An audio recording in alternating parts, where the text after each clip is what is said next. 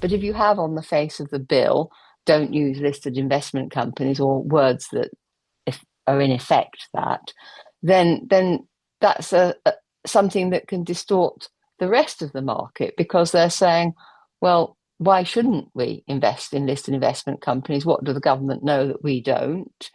And it's also taking away potential cornerstone investors from new IPOs and follow-on funding. Hello, you're watching Proactive. There's mounting industry pressure on Pensions Minister Torsten Bell to include investment trusts as a qualifying asset in the pension schemes bill, currently making its way through the House of Lords. Someone who's advocating for just that is Baroness Bowles, who joins me now. Baroness Bowles, very good to speak with you. Could you briefly explain what the current rules say about pension schemes investing in listed investment companies and why you believe that's a problem?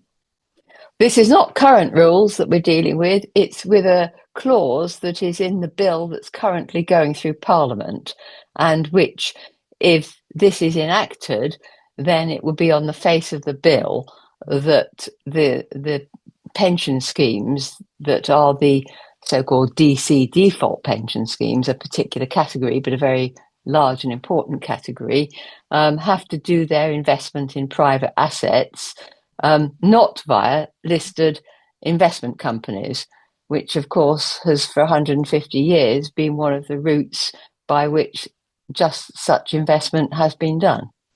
Baroness Bowles, you've called the exclusion absurd. What are the sorts of investments that investees could be missing out on here? Well, all kinds of things from, wind farms, whether that's local ones or whether it's offshore. It can be nuclear. They've invested in Sizewell.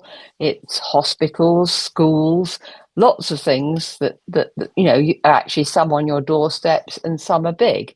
And it's a route that is very important because retail investors can also get a slice of the action by investing through listed investment companies without them having to risk their assets being completely tied up, because if they need an exit, they can trade them on the market. Some critics say listed investment companies are too risky for pension funds. How do you respond to that? We're talking about the underlying assets here. So the underlying assets are equally risky whatever they're in, whether they're in a pension fund or whether they're in a listed investment company. Dependent upon how they're invested or in what assets they're or what wrapper they are invested through, you have different risks. If you like, you do get market risk when it's a listed investment company, but you also get a whole load of extras because there's a lot more scrutiny, there's a lot more regulation, there's, if you like, the wisdom of the markets, which of course may mean that you can buy the shares at a premium or a discount to what are the underlying assets. But it's all very public and very well analysed.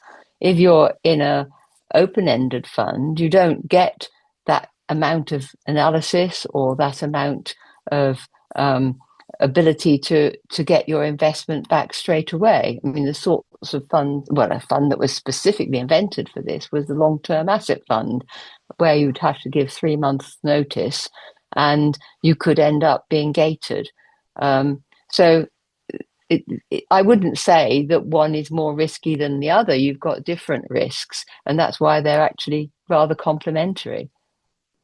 Beyond pensions, how does this exclusion affect the wider UK investment market, particularly areas like infrastructure and renewable energy? The intention is that the pension funds will invest a certain percentage in these things, if you like, come what may. And this is what the government is trying to do. It's giving itself a power to mandate that the pension funds invest through those channels. And it excludes listed investment companies from that. Now, of course, this is only a part of the market. But if you have on the face of the bill, don't use listed investment companies or words that are in effect that, then that's something that can distort the rest of the market because they're saying, well, why shouldn't we invest in listed investment companies? What do the government know that we don't? And it's also taking away potential cornerstone investors from new IPOs and follow-on funding.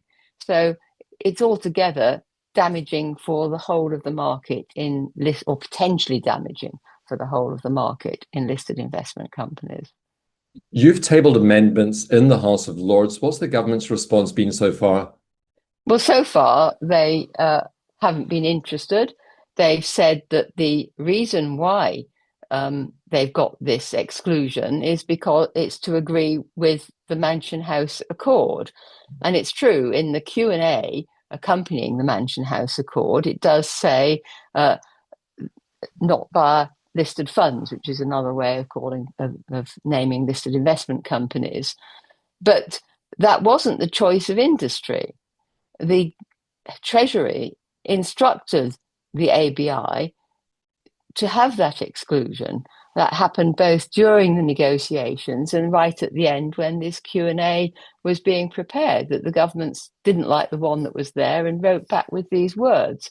So it's a bit of a cyclical thing, that the driving force behind this is the Treasury and the Pensions Minister. And when I asked him last Thursday why it was, he just said, well, it was a very simplistic approach, everything listed out, everything private in, which is a headline, is a slogan, but it's not the way that markets work. The way that markets work is that you have assets held in vehicles that perform the functions of gathering the funds in and distributing it and dealing with the refunds and repayments and so on. So it's not a strategy that reflects actual market realities, and that's what I object to. You shouldn't have a slogan that leads to and call it policy and then embed it in legislation that is going to be very difficult to change and is guiding in a particular direction. You should make sure that you know what the market, how it works, and that isn't there. And I mean, there's not been any consultation on this at all. Everything else in the bill has been almost consulted to death. This was suddenly put in and no prior consultation. Well, if you were in a lift with the pensions minister right now, what's the one irrational sentence you'd tell them to strike out of the bill immediately?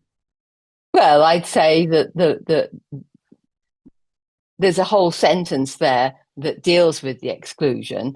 I would just add in or listed investment companies onto the end of the relevant clause, because it has exclusions that are proper exclusions, if you like, and then it has ones to bring back in some other things that would have been excluded, like the growth markets. It brings those back in. Well, why bring back in growth markets and not bring back in listed investment companies? Very simple. What are the next steps then, Baroness Bowles?